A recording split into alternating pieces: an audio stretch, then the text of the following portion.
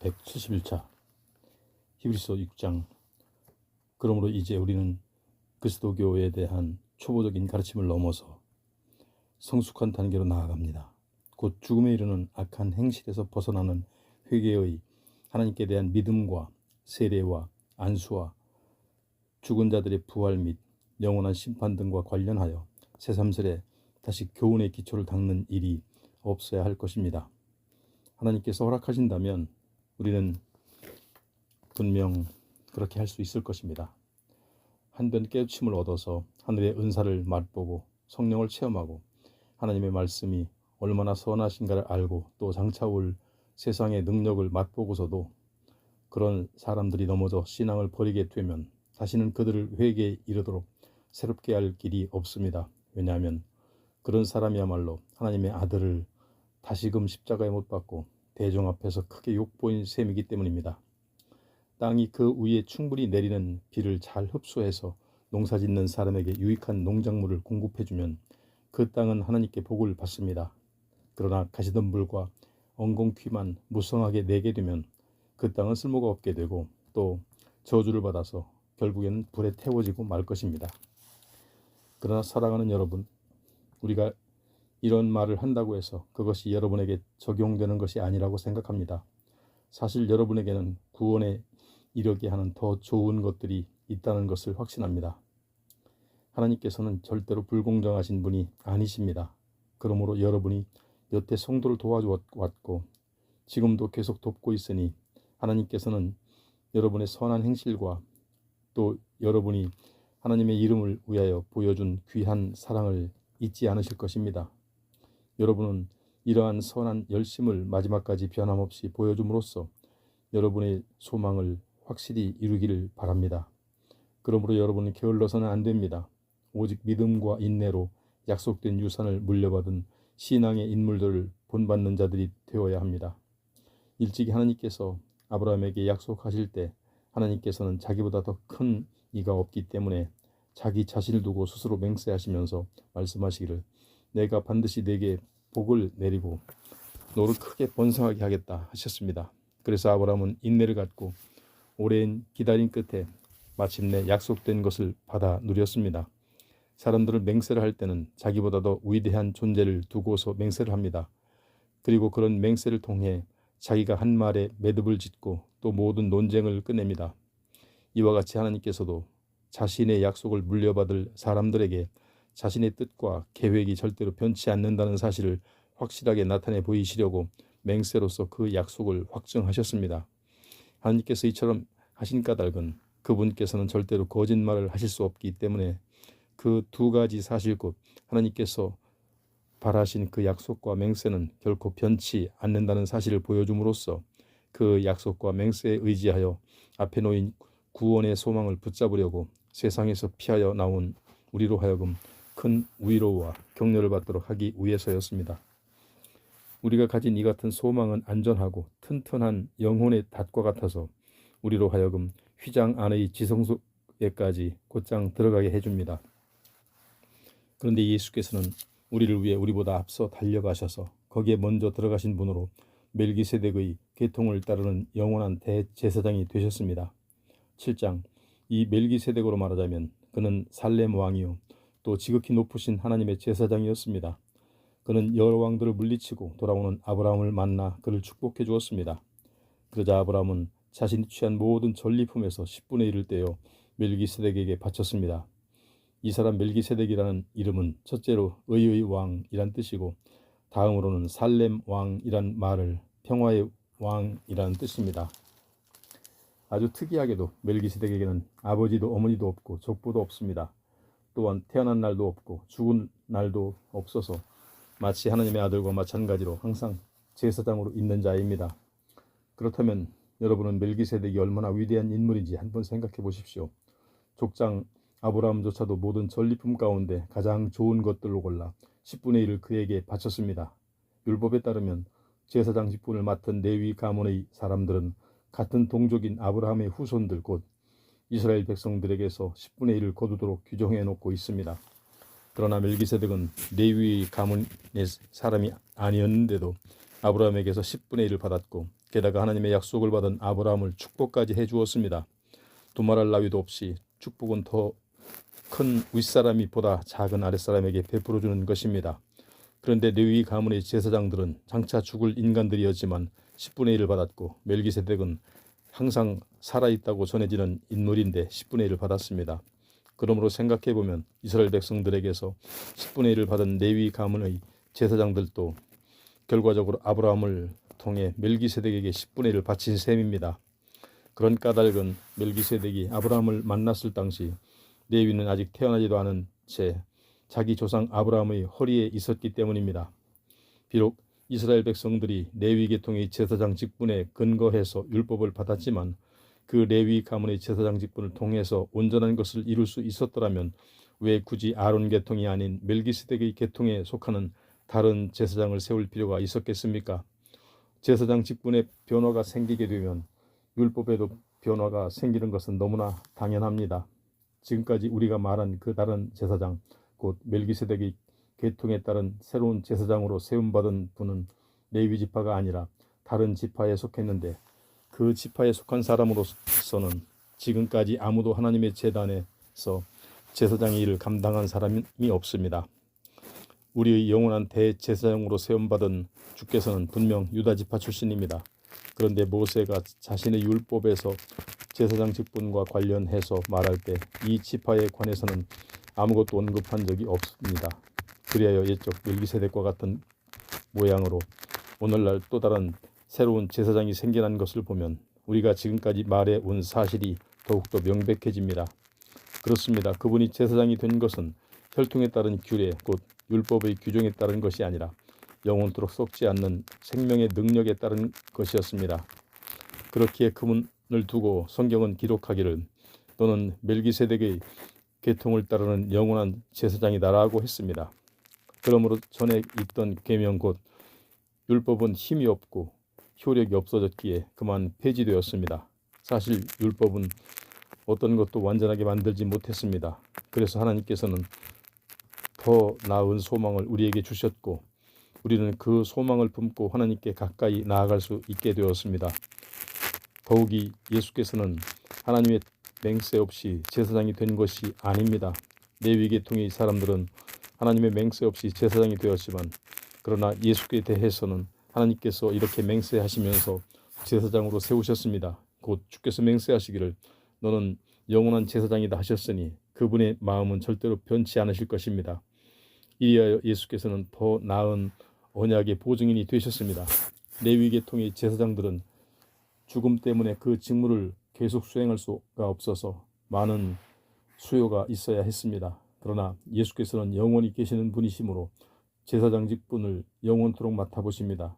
따라서 예수께서는 자신을 통해 하나님께로 나아오는 사람들을 온전히 구원하실 수 있습니다. 그것은 예수께서는 항상 살아계셔서 그들을 위해 중보의 기도를 드리고 계시기 때문입니다. 예수야말로 참으로 우리에게 합당한 대제사장이십니다. 왜냐하면 예수께서는 거룩하시고 순결하시고 흠이 없으시고 모든 죄인들과는 구별되시고 하늘보다 더 높으신 분이기 때문입니다. 지금까지 다른 제사장들은 먼저 자기 죄를 위해 제사드리고 그 다음에 백성들의 죄를 위해 제사드리는 일을 날마다 해야 했습니다. 그러나 그들과는 달리 예수께서는 그렇게 하실 필요가 전혀 없습니다. 왜냐하면 그분은 자기 자신을 몸소 제단에 바치심으로 단 한 번에 그 모든 일을 온전히 이루셨기 때문입니다. 이처럼 율법은 약점을 지닌 연약한 사람들을 대제사장으로 세워왔지만 율법 후에 주어진 하나님의 맹세의 말씀은 영원토록 완전하게 되신 아들을 대제사장으로 세웠습니다. 8장. 지금까지 우리가 한 말의 요점은 바로 그와 같은 대제사장이 우리에게 계신다는 사실입니다. 지금 그는 하늘에 계시는 가장 존엄하신 분의 보좌 오른편에 앉아 계십니다. 또한 그는 하늘 성소 곧 장막에서 일하고 계시는데 그 장막은 사람이 세운 것이 아니라 주님께서 친히 세우신 것입니다. 지상의 모든 대제사장들은 예물과 희생제물을 바치는 일을 하도록 세움받은 사람들입니다. 그러므로 이 대제사장에게도 무엇인가 바쳐야 할 것이 있어야 했습니다. 그런데 만일 그가 지상에 계셨더라면 그는 제사장이 되지 못하셨을 것입니다. 왜냐하면 지상에서는 율법에 따라 예물을 바치는 사람들이 이미 많이 있기 때문입니다. 그러나 지상의 제사장들이 섬기는 땅의 성수는 하늘에 있는 참 성소의 그림자요 모형에 불과합니다. 옛적에 모세가 장막을 세우려고 했을 때 하나님께서 모세에게 지시하시기를 너는 명심하여 내가 산 위에서 내게 보여준 모형에 따라 모든 것을 만들도록 하여라 하신 것은 바로 이런 사실 때문입니다. 참으로 예수께서 받으신 대제사장의 직분은 레위 계통의 대제사장 직분보다 훨씬 탁월한 것이었습니다. 왜냐하면 예수께서는 더 나은 언약의 바탕 위에 세워진 더 나은 언약의 중재자이시기 때문입니다. 만일 저 첫 번째의 언약에 아무 결함이 없었다면 두 번째 언약이 생겨나야 할 필요가 전혀 없었을 것입니다. 그러나 하나님께서는 자기 백성들과 맺은 첫 번째 언약에서 결함을 발견하시고는 이렇게 말씀하셨습니다. 나 주가 말한다. 보라, 날이 이를 터인데 그때에 내가 이스라엘 및 유다 집과 새 언약을 맺을 것이다. 또 나 주가 말한다. 그 새 언약은 내가 이스라엘 조상들의 손을 잡고 이집트 땅에서 직접 이끌고 나올 당시의 그 조상들과 맺었던 언약과는 다른 것이다. 그때 그 조상들이 나와 맺은 언약은 지키지 않았으므로 나도 그들을 버렸다. 또 나 주가 말한다. 그때 이후로 내가 이스라엘 집과 맺을 언약은 이것이다. 곧 나는 내 율법을 그들의 생각 속에 집어넣고 그들의 마음 속에 새길 것이다. 그리하여 나는 그들의 하나님이 되고 그들은 나의 백성이 될 것이다. 그러면 이제부터는 어느 누구도 주님을 알라 하고 말하면서 자기 이웃이나 형제를 가르칠 필요가 없게 될 것이다. 왜냐하면 그때에는 가장 작은 자에서부터 가장 큰 자에 이르기까지 모두가 다 나를 알 것이기 때문이다. 그리고 그때 나는 그들의 허물을 불쌍히 여겨 다시는 그들의 죄를 기억하지 않을 것이다. 이처럼 하나님께서는 새 언약이라는 표현을 사용하심으로써 첫 번째 언약을 낡고 쓸모없는 것으로 여기셨습니다. 낡고 쓸모없게 된 것은 이내 사라지게 마련입니다. 9장 첫 번째 언약에도 예배의 규정들과 땅에 속한 성소가 있었습니다. 한 장막이 세워졌는데 그 장막의 첫 번째 방에는 등잔대과 상이 있었고 그 상 위에는 빵을 차려 놓았습니다. 이 첫 번째 방을 성소라고 불렀습니다. 성소 안쪽의 휘장 뒤에는 지성소라고 불리는 두 번째 방이 있었습니다. 그 두 번째 방에는 금으로 만든 분향 제단 및 온통 금으로 입힌 언약궤가 놓여 있었습니다. 그리고 그 언약궤 안에는 만나를 담은 금항아리와 싹이 돋은 아론의 지팡이와 언약의 십계명을 새긴 두 개의 돌판이 들어 있었습니다. 또 언약궤 위에는 그룹으로 불리는 영광의 천사들이 큰 날개로 마주 펴서 속죄판을 내리덮고 있었습니다. 그런데 이런 것들에 대해서는 지금도 자세히 말할 필요는 없습니다. 이상과 같은 것들이 성막 안에 갖추어져 있어서 제사장들은 언제나 첫 번째 방인 성소를 드나들며 자신들의 직무를 수행했습니다.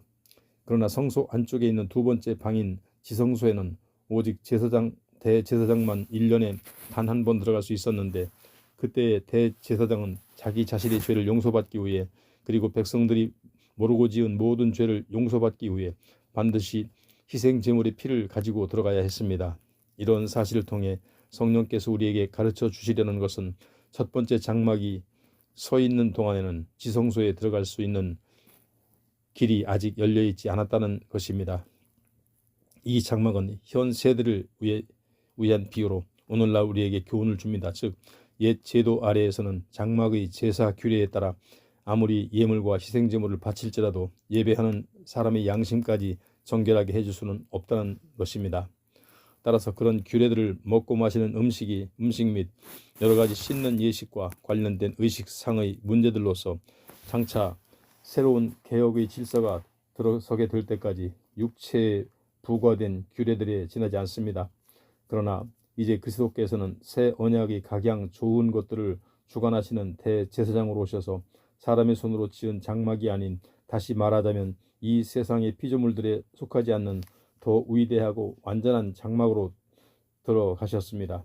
그 장막으로 들어가실 때 예수 그리스도께서는 염소나 송아지의 피를 가지고 들어가신 것이 아니라 자기 자신의 피를 가지고 단 한 번 지성소에 들어가셔서 우리에게 영원한 구원을 가져다 주셨습니다.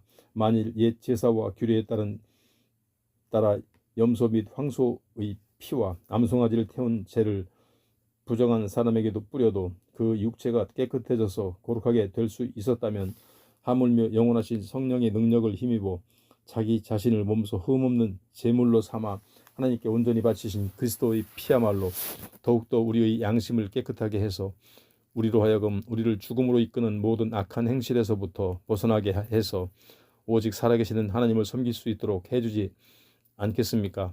이런 이유에서 그리스도께서는 새 언약의 중재자이십니다. 그분께서는 첫 번째 언약 아래에서 우리가 저지른 모든 죄에서 사람들을 구원해내시려고 자기 자신을 대속의 제물로 바쳐 십자가에 죽으셨습니다. 그래야 하나님께 부르심을 받은 모든 사람들로 하여금 약속된 영원한 유업을 물려받게 하셨습니다. 유언장이 효력을 발휘하려면 유언을 한 당사자가 죽었다는 것이 확인되어야 합니다.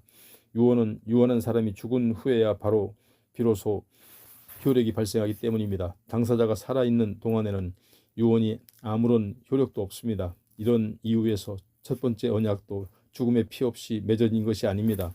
그 옛날 모세가 시내산에서 이스라엘 백성들에게 율법의 계명들을 선포할 때 그는 송아지와 염소를 죽여 그 피를 우슬초와 붉은 양털에 묻혀서 물과 함께 언약의 책과 온 백성에게 뿌리고서는 이것은 하나님께서 여러분에게 명하신 언약의 피입니다 하고 말했습니다. 같은 방식으로 모세는 장막과 제사의식에 사용되는 모든 기구들에도 피를 뿌렸습니다. 이처럼 율법에 따르면 거의 모든 것들이 피로써 깨끗하게 됩니다. 진실로 피 흘림이 없이는 죄사함도 없습니다. 하늘에 있는 것들을 본떠 만든 땅 위의 모형들은 이처럼 여러 제사의식을 통해 제물을 바침으로써 정결하게 될 필요가 있습니다. 그러나 본래 하늘의 것들은 이보다 더 나은 제물로 정결하게 되어야 합니다. 그리스도께서는 하늘에 참된 것들을 본떠 만든 성소, 즉 사람의 손으로 지은 땅의 성소로 들어가지 않으셨습니다. 그분은 바로 하늘에 참된 성소로 들어가셔서 우리를 위해 하나님 앞에 나타나셨습니다. 땅의 대제사장은 해마다 짐승의 피를 가지고 지성소에 들어가야 하지만 하늘의 대제사장이신 그리스도께서는 자신의 몸을 여러 번 바치기 위해 거듭해서 들락거릴 필요가 없습니다. 만일 그래야 했다면 세상이 시작된 이래로 그리스도께서는 여러 차례 고난을 당하셨어야 했을 것입니다. 그러나 그분은 자기 자신을 제물로 바쳐 모든 죄를 없애시려고 마지막 시대에 단 한 번 나타나셨습니다. 사람은 누구나 한 번 죽게 되어 있고 죽은 다음에는 심판이 있습니다. 이와 같이 그리스도께서는 또 많은 사람들의 죄를 짊어지시려고 단 한 번 자기 몸을 제물로 바치셨습니다. 그런 후 그리스도께서는 이제 죄를 감당하기 위해서가 아니라 자신을 기다리고 있는 사람들을 구원하시기 위해 두 번째로 나타나실 것입니다. 10장 율법은 장차 있을 좋은 것들의 그림자에 불과할 뿐이고 실체가 아닙니다. 그렇게 똑같은 제사를 해마다 반복해서 드릴지라도 예배를 드리기 위해 하나님께 나아오는 사람들을 온전하게 만들 수 없습니다. 만일 온전하게 만들 수 있었다면 더 이상 제사를 계속해서 드리지 않아도 되었을 것입니다. 왜냐하면 예배를 드리는 사람들은 단 한 번에 온전히 깨끗해져서 더 이상 죄의식을 가지지 않아도 되었을 것이기 때문입니다. 그러나 사실은 그렇지 않습니다. 땅 위의 성막에서 해마다 드리는 희생 제사는 죄를 되풀이해서 상기시켜 줍니다. 그것은 황소나 염소의 피가 결코 죄를 없애줄 수 없기 때문입니다. 그러므로 그리스도께서 이 세상에 오셨을 때 이렇게 말씀하셨습니다. 주님께서는 제사와 예물을 원하지 않으셨고 오직 나를 위해 한 몸을 마련하셨습니다. 이처럼 주님께서는 번제물과 속죄제물을 기뻐하지 않으셨습니다. 그래서 내가 주님께 말했습니다. 보십시오 하나님, 내가 여기 있습니다. 나에 대해 성경에 기록되어 있는 대로 내가 주님의 뜻을 이루려고 이 세상에 왔습니다. 이와 같이 그리스도께서는 먼저 주님은 제사와 예물과 번제물과 속죄제물을 원하지도 기뻐하지도 않으셨습니다 하고 말씀하셨습니다. 사실 이런 것들은 모두 옛 언약인 율법에 따라 드리는 것들입니다. 그런 다음에 그리스도께서는 또 보십시오 하나님, 내가 주님의 뜻을 이루려고 이 세상에 왔습니다 하고 말씀하셨습니다. 이처럼 그리스도께서는 두 번째 것 곧 새 언약을 세우시려고 첫 번째 것 곧 옛 언약을 폐하셨습니다. 결국 하나님의 이런 뜻에 따라 이 세상에 오신 그리스도께서는 우리 죄를 없애시려고 자기 몸을 단번에 바치셨고 그 결과로 오늘날 우리는 거룩하게 되었습니다. 모든 제사장들은 날마다 제단 앞에 서서 자신들의 맡은 직무대로 똑같은 제물을 거듭 바치지만 그러한 제사와 우리의 죄를 없앨 수 없습니다. 그러나 그리스도께서는 우리 죄를 사하시려고 단 한 번 영원토록 효력 있는 제사를 드리시고 하나님의 오른편 보좌에 앉으셨습니다. 그 이후로 그리스도께서는 모든 원수들이 자기 발 아래에 굴복할 때까지 기다리고 계십니다.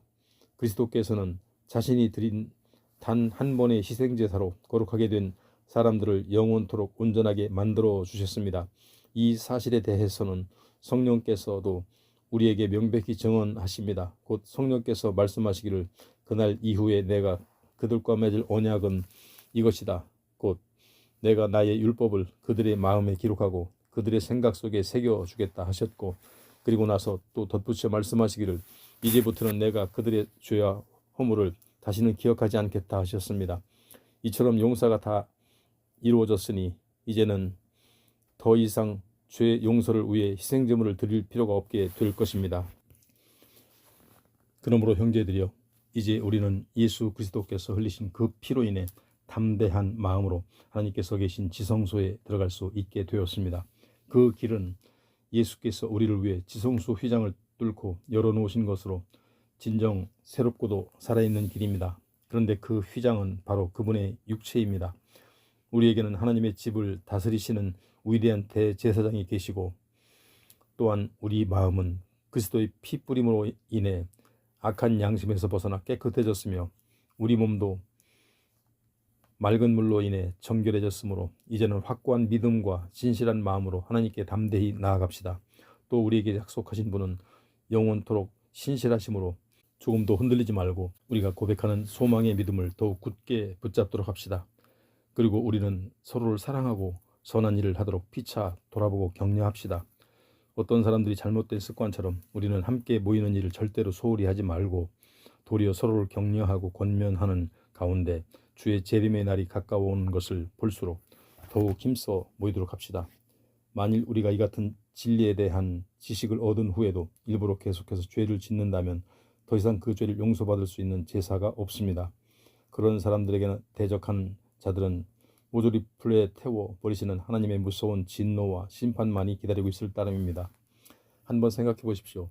옛적 모세의 율법을 어긴 자들도 두세 증인의 증언만 있으면 가차없이 사형에 처했거든.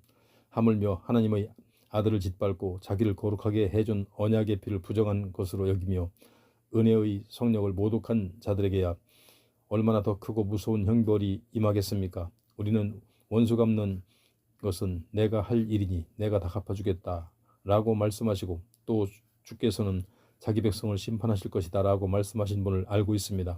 이처럼 살아계신 하나님의 징벌의 손에 떨어지는 것은 정말 두려운 일입니다.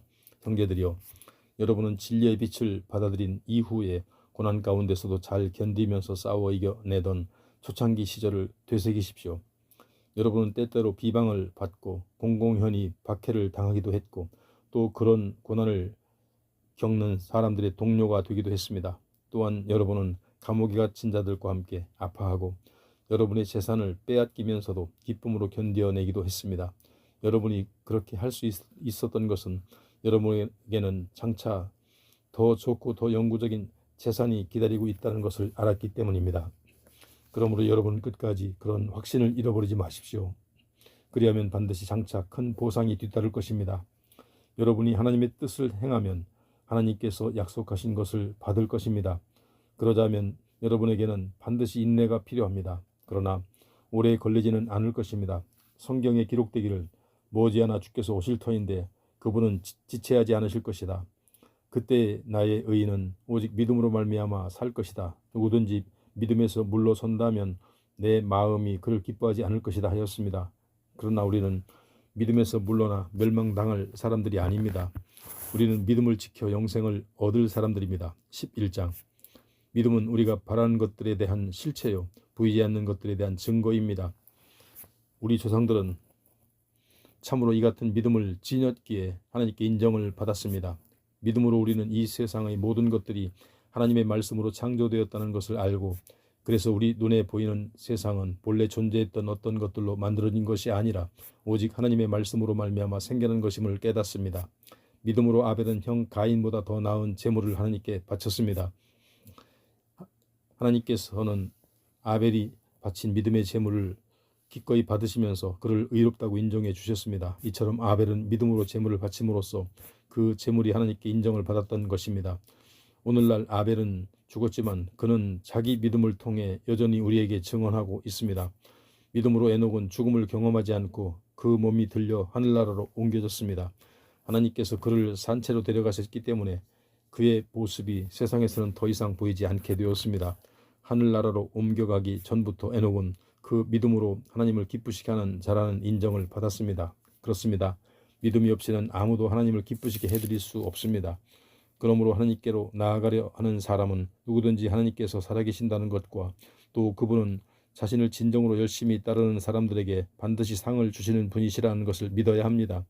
믿음으로 노아는 아직 아무런 조짐조차 보이지 않는 미래의 일들에 대해 하나님의 지시를 받았을 때 거룩한 두려움 속에서 방주를 지어 대홍수 때 자기 가족들을 구원했습니다. 이로써 노아는 그 믿음으로써 불신 세상을 정죄하였고 나아가 그 믿음으로 인해 의의 상속자가 되었습니다. 믿음으로 아브라함은 하나님께 부르심을 받았을 때 그대로 순종하여 장차 유업으로 받게 될 약속의 땅을 향해 길을 떠났습니다. 그런데 그때 아브라함은 자신이 어디로 가야 하는지 알지 못한 상태에서 오직 믿음으로 나아갔습니다. 마침내 약속의 땅에 도착했지만 믿음으로 그는 낯선 타국에 잠시 몸붙여 사는 이방인처럼 그렇게 살았습니다. 즉 아브라함은 낯선 타국 땅에서 장차 자신과 함께 동일한 언약의 상속자가 될 이삭과 야곱과 더불어 나그네처럼 천막을 치고 살았습니다. 이것은 그가 조만간 하나님께서 친히 설계하시고 세우신 견고한 터 위의 도성을 기대하고 있었기 때문입니다.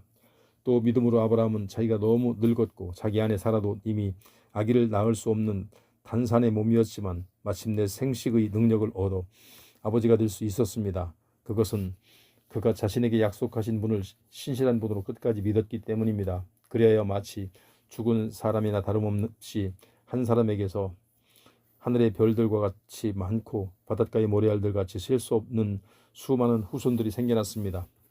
이 사람들은 모두 믿음을 따라 살아가다가 죽었습니다. 비록 그들은 살아있을 동안에는 약속된 것들을 받지 못했지만 오직 믿음으로 그것들을 멀리서 보고 크게 반겼습니다. 그리고 이 세상 이 땅에서는 자신들이 잠시 머무는 외국인이며 또 나그네 신세임을 신앙 고백했습니다. 이 같은 신앙 고백을 하는 사람들은 자신들이 참된 본향을 찾고 있는 나그네 된 사람들임을 분명히 나타내 보여 주었습니다. 만일 그들이 떠나온 세상 고향을 생각하고 있었더라면 그들에게는 돌아갈 기회가 얼마든지 있었습니다. 그러나 그들은 실상 더 좋은 고향 곧 하늘나라를 갈망하고 있었습니다. 그러므로 하나님께서도 그들의 하나님이라고 불리는 것을 부끄럽게 여기지 않으시고 도리어 그들을 위해 한 도성을 마련해 두셨습니다. 또 아브라함은 하나님께서 시험을 받았을 때 믿음으로 순종하여 이삭을 바쳤습니다. 더욱이 그때 아브라함은 많은 후손의 약속을 받은 사람이었는데도 기꺼이 자기 아들을 희생제물로 바치려고 했었던 것입니다. 일찍이 하나님께서는 아브라함에게 이런 약속을 하셨습니다. 오직 이삭을 통해서 태어난 사람들이라야 네 후손이라고 불릴 것이다. 이 약속을 믿은 아브라함은 외아들 이삭이 죽더라도 하나님께서 반드시 그를 다시 살려내실 것이라고 생각했습니다.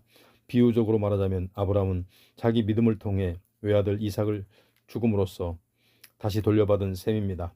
믿음으로 이삭은 장래 이루어질 일을 두고 야곱과 에서를 합당하게 각각 축복해 주었습니다. 믿음으로 야곱은 죽을 때 요셉의 두 아들을 합당하게 각각 축복해 주고는 자기 지팡이에 기대어 일어나서 하나님께 경배를 드렸습니다. 믿음으로 요셉은 죽을 때에 장차 이스라엘 백성이 이집트를 떠나게 될 것임을 말하면서 이집트를 떠날 때 자기 유골도 반드시 함께 가지고 나아가달라고 당부했습니다. 믿음으로 모세의 부모는 모세가 태어났을 때 그 아이를 석 달 동안 몰래 숨겨 길렀습니다. 그것은 그들이 그 아들의 남다름을 알고는 아기를 죽이라는 이집트 왕의 명령을 두려워하지 않았기 때문입니다. 믿음으로 모세는 어른이 되었을 때 이집트의 공주의 아들로 불리는 것을 거부했습니다. 모세는 죄 가운데서 육신의 안락을 잠시 누리기보다는 도리어 하나님의 백성과 함께 고난받는 길을 선택했습니다. 그는 이집트의 온갖 보화를 소유한 것보다 그리스도를 위해 온갖 모욕을 당하는 것을 마다하지 않았습니다. 그것은 믿음으로 그가 장차 받게 될 하늘의 상급을 바라보았기 때문입니다. 또 믿음으로 그는 이집트 왕의 분노를 두려워하지 않고 이집트를 떠났습니다. 그는 보이지 않는 하나님을 미처 보는 것 같이 뚜렷이 바라보면서 참고 견뎠습니다. 또 믿음으로 그는 유월절 및 어린 양의 피를 뿌리는 의식을 행함으로써 이집트 땅에서 모든 처음 난 것들을 멸하는 죽음의 사자로 하여금 이스라엘 집안의 맏아들을 해치지 못하도록 했습니다. 믿음으로 이스라엘 백성은 마치 마른 땅을 밟고 건너듯 홍해를 무사히 건넜지만 그들을 추격하던 이집트 군사들은 똑같이 그렇게 행하다가 모두 물에 빠져 죽고 말았습니다. 또 믿음으로 이스라엘 백성이 이레 동안 여리고성을 돌자 그토록 견고하던 성벽이 와르르 무너져 내렸습니다. 믿음으로 기생 라합은 이스라엘 정탐꾼들이 자기 집에 맞아들여 무사히 숨겨줌으로써 여리고성이 함락될 때 믿지 않는 사람들과 함께 죽지 않았습니다. 내가 얼마나 더 계속해서 열거해야 하겠습니까? 이 밖에도 기드온, 바락, 삼손, 입다, 다윗, 사무엘 그리고 여러 예언자들에 의해서 일일이 이야기하자면 시간이 모자랄 것입니다. 믿음으로 그들은 전쟁에서 이겨 나라들을 정복하고 하나님의 정의를 실현하고 약속된 것들을 받고 으르렁거리는 사자들의 입을 막고 맹렬히 타는 불의 위력을 꺾고 죽음의 칼날을 피하고 연약한 데서 도리어 강해지고 전쟁터에서 용명을 떨쳐 이방 군대를 물리치기도 했습니다. 또 여자들 가운데는 부활의 기적을 통해 죽은 가족을 되돌려 받은 기쁨을 맛본 사람들도 있습니다. 또 어떤 사람들은 믿는다는 이유로 심한 고문을 당했지만 구태여 풀려나기를 원치 않았습니다. 그것은 그들이 장차 더 나은 부활의 삶을 얻고자 했기 때문입니다. 또 어떤 사람들은 조롱을 받기도 했고 채찍질을 당하기도 했으며 심지어 쇠사슬에 묶여 감옥에 갇히기까지 했습니다. 그뿐만 아닙니다. 돌에 맞아 죽은 사람도 있었고 톱질을 당해 몸이 두 동강 나서 죽은 사람도 있었으며 칼에 찔려 죽은 사람도 부지기수였습니다.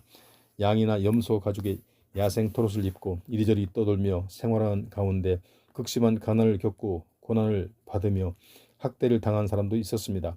세상은 이런 사람들을 받아들이지 못했고 이런 사람들에게 세상은 또한 아무런 가치가 없었습니다. 그래서 그들은 광야와 산속과 동굴과 토굴 등을 찾아다니며 지냈습니다.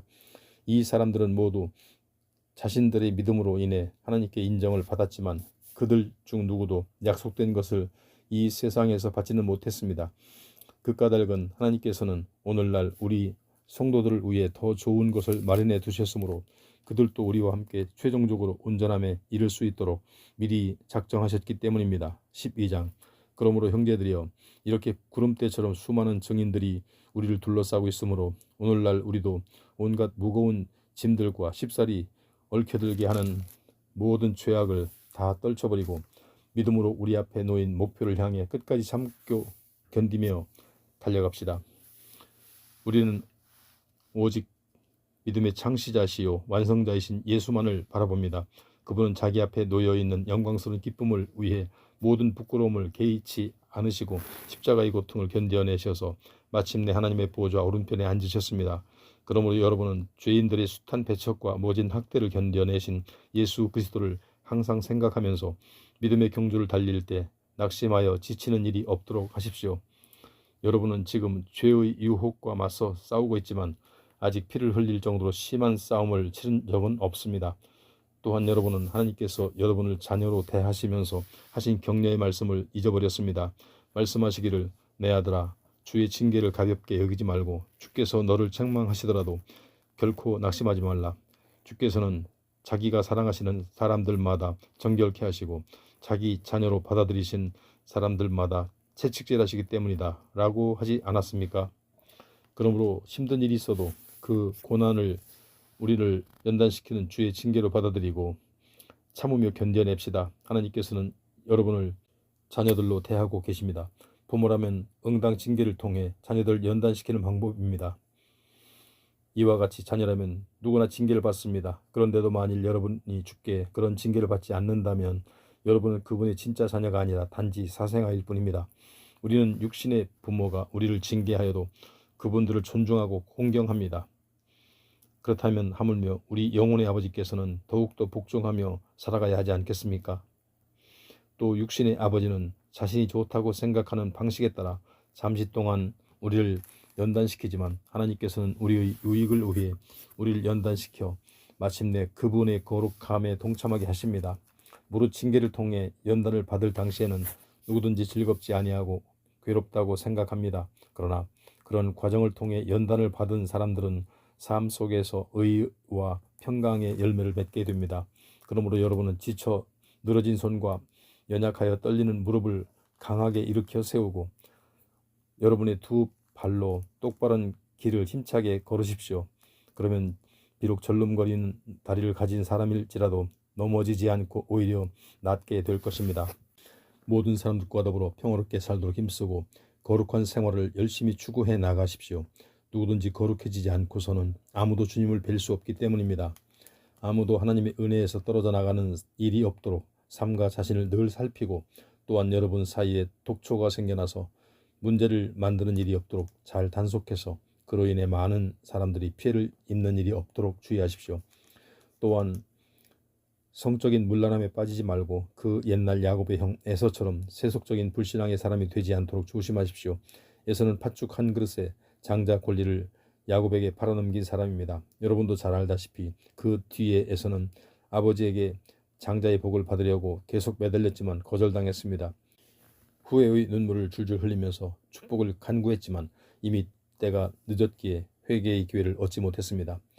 오늘날 여러분이 믿음으로 나아가 다다른 곳은 그 옛날 이스라엘 백성들이 율법을 받았던 시내산 같은 곳은 아닙니다. 곧 육신으로 나아가 손으로 만져볼 수 있고 맹렬한 불이 타오르고 검은 구름과 흑암이 뒤덮고 폭풍이 세차게 일고 나팔 소리가 크게 울리고 두렵고 큰 음성이 들려오는 그런 곳은 아닙니다. 그때 시내산에서 그 음성을 들은 이스라엘 백성들은 더 이상 하나님께서 자신들에게 계속 말씀하시지 않기를 엎드려 빌었습니다. 그것은 비록 짐승일지라도 이 산에 닿으면 돌로 쳐주게 한다라고 하신 하나님의 명령을 그들이 도무지 감당할 수 없었기 때문입니다. 심지어 그 광경을 본 모세마저도 얼마나 무서웠던지 나는 너무 두렵고 떨린다라고 고백했습니다. 그러나 오늘날 여러분이 믿음으로 다다른 곳은 시내산이 아니라 시온산입니다. 곧 살아계신 하나님의 도성인 하늘나라의 예루살렘입니다. 정녕 오늘날 여러분이 다다른 그곳에는 수많은 천사들이 무리와 그 이름이 하늘나라에 등록된 장자들이 교회와 모든 민족을 심판하시는 하나님과 이미 완전해진 외아들인 영혼과 새 언약의 중보자이신 예수 및 아벨의 피보다 더 크고 나은 효력을 발할 예수께서 뿌리신 속죄의 피가 있는 곳입니다. 그러므로 여러분은 부디 여러분에게 말씀하시는 분을 거역하지 않도록 조심하십시오. 옛적 이스라엘 사람들이 땅에서 경고한 모세를 거역하고도 그 형벌을 피할 수 없었거늘 하물며 오늘날 우리가 하늘에서 우리에게 경고하시는 하나님의 말씀을 거역한다면 어찌 그 큰 형벌을 피할 수 있겠습니까? 그때의 시내산에서 발하신 하나님의 음성은 온 땅을 뒤흔들었지만 이제는 하나님께서 경고하시기를 내가 한 번 더 땅뿐만 아니라 하늘까지도 뒤흔들겠다라고 하셨습니다. 여기서 한 번 더라고 하신 말씀은 흔들리는 것들 곧 이 세상의 모든 흔들리는 피조물들을 다 없애버리시겠다는 뜻입니다. 그렇게 하시는 까닭은 흔들리지 않는 영원한 것들만을 영원토록 남아있게 하시려는 것입니다. 그러므로 오늘날 우리가 흔들리지 않는 영원한 나라를 받게 된 것에 진정 감사를 드리면서 경건함과 떨리는 마음으로 하나님을 합당하게 섬겨 그분을 기쁘게 해드립시다. 참으로 우리 하나님께서는 모든 것들을 다 태워 없애는 분이십니다. 13장 여러분 서로를 형제처럼 사랑하십시오. 나그네 대접하기를 소홀히 하지 마십시오. 어떤 사람들은 평소 나그네처럼 잘 대접하다가 자신도 모르는 사이에 천사를 대접한 일도 있습니다. 감옥에 갇혀 있는 자들을 생각하되 여러분도 함께 갇혀 있다는 심정으로 그들을 기억하십시오. 여러분도 몸을 가진 사람들이니 몸으로 고통받는 사람들을 헤아려 주십시오. 모두가 결혼을 귀하게 여기고 부부의 잠자리를 더럽히지 말고 순결하게 유지하십시오. 하나님께서는 음란한 자들과 간음하는 자들을 심판하실 것입니다. 돈을 사랑하여 돈에 얽매이지 말고 지금 갖고 있는 것들로 만족하십시오. 하나님께서는 우리에게 친히 말씀하시기를 내가 결코 너를 떠나지 않을 것이고 너를 버리지 않을 것이다 라고 했습니다. 그러므로 우리는 확신에 차서 담대하게 말할 수 있습니다. 주께서 나를 도와주시니 내가 무엇을 두려워하랴. 사람이 나를 어찌할 수 있으랴. 또 여러분은 하나님의 말씀을 여러분에게 가르쳐준 지도자들을 기억하십시오. 그들이 살다 간 삶의 길을 잘 살펴보고 그들의 신앙을 본받도록 하십시오. 예수 그리스도께서는 어제나 오늘이나 내일이나 영원토록 한결같은 분이십니다. 온갖 종류의 요상한 가르침에 마음을 빼앗기는 일이 없도록 특히 주의하십시오. 우리의 마음은 음식 규정을 잘 지킨다고 강해지는 것이 아니라 오직 하나님의 은혜로 강해집니다. 그러므로 음식 규정에 얽매여 사는 사람들은 아무런 유익을 얻을 수 없습니다. 우리에게는 우리의 한 제단이 있는데 옛 율법에 따라 성막에서 일하던 사람들은 우리의 제단 위에 놓인 제물을 먹을 권리가 없습니다. 그들의 제사 의식에서 대제사장은 속죄제물로서 짐승의 피를 가지고 지성소 안으로 들어가고 그 짐승의 몸은 진영 밖에서 모두 불태워버립니다. 이와 같이 예수께서도 자신의 피로써 사람들을 거룩하게 하시려고 성문 밖에서 고난을 당하셨습니다. 그러므로 우리도 기꺼이 진영 밖으로 나아가서 예수께서 몸소 겪으신 그 치욕을 함께 짊어지도록 합시다. 사실 이 세상에는 우리 성도들이 살만한 도성이 없습니다. 그래서 믿는 우리는 장차 올 도성을 간절히 기다리고 있습니다. 그러므로 우리는 예수를 통하여 하나님께 날마다 찬양의 제사를 드립시다. 그렇게 하는 것은 그분의 이름에 감사하며 우리의 신앙을 고백하는 입술의 열매입니다. 그리고 선한 일을 행하는 것과 나누어주는 일을 소홀히 하지 맙시다. 이러한 제사야말로 하나님을 진정 기쁘시게 해드리는 것입니다. 여러분은 여러분을 인도하는 목자들의 말에 순종하고 그들의 권위에 따르도록 하십시오. 그것은 그들이 여러분의 영혼을 위해 마치 자신들이 하나님 앞에서 계산해야 할 사람들인 것처럼 항상 깨어 여러분의 영혼을 지키고 보살피는 사람들이기 때문입니다. 그러므로 여러분들이 최대한 순종하고 협조함으로써 그들로 하여금 기쁨으로 그 일을 행하게 하고 근심하거나 탄식하면서 하지 않도록 해주십시오. 그래야 마지막 심판 때 여러분에게 큰 유익이 될 것입니다. 특별히 우리를 위해 기도해 주십시오. 우리는 한 점 거리낌 없는 선한 양심을 갖고서 모든 일에 올바르고 처신하고 있다고 생각합니다. 내가 여러분에게 하루빨리 돌아갈 수 있도록 더욱 열심히 기도해 주시기를 간곡히 부탁드립니다. 영원한 언약의 피를 흘림으로써 모든 양들의 큰 목자가 되신 우리 주 예수 그리스도를 죽은 자들 가운데서 다시 살리신 평강의 하나님께서 자신의 거룩한 뜻을 행할 수 있도록 온갖 좋은 것들로 여러분에게 풍성히 공급해 주시기를 간구합니다. 또한 하나님께서 예수 그리스도를 통하여 자신에게 참된 기쁨이 되는 일을 우리 가운데 이루시기를 빕니다. 하나님께 영원토록 영광이 있기를 빕니다. 아멘. 형제들이여, 비록 짧게 편지를 썼지만 부디 지금껏 말한 나의 이 권면들을 마음속에 깊이 받아들이기를 간곡히 부탁드립니다. 우리 형제 디모데가 방금 감옥에서 풀려나왔음을 여러분에게 알려드립니다. 디모데가 조만간 이곳으로 오면 나는 그와 함께 여러분을 만나러 가겠습니다. 여러분의 모든 목자들과 그곳의 모든 신도들에게 문안 인사를 드립니다. 또 이탈리아에서 오신 분들이 여러분에게 안부 인사를 드립니다. 하나님의 은혜가 여러분 모두와 항상 함께 하시기를 빕니다. 아멘. 야고보서 1장. 하나님과 주 예수 그리스도의 종인 나 야고보는 온 세상 여러 나라들에 흩어져 사는 12지파에게 문안을 드립니다. 나의 형제들이여, 살면서 여러 가지 시험을 만나거든 여러분은 그것을 순전한 기쁨으로 여기십시오. 왜냐하면 여러분도 잘 알다시피 여러분의 신앙에 대한 시험은 결국 인내를 길러주기 때문입니다. 그러므로 여러분은 무엇보다 인내하는 사람이 되십시오. 인내는 여러분을 온전히 성숙하게 만들어 주어 여러분으로 하여금 모든 일에 조금도 부족함이 없는 사람이 되게 할 것입니다.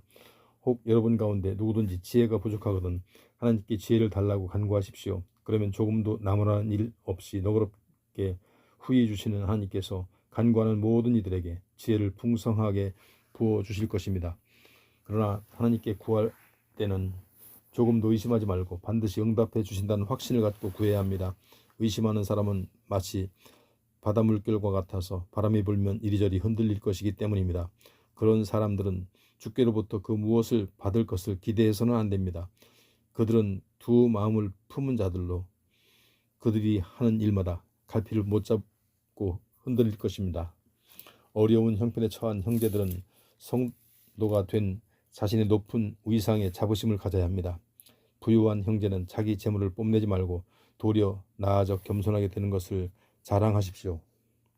그것은 부자의 재물이란 들판의 풀꽃처럼 이내 사라지고 말 것이기 때문입니다.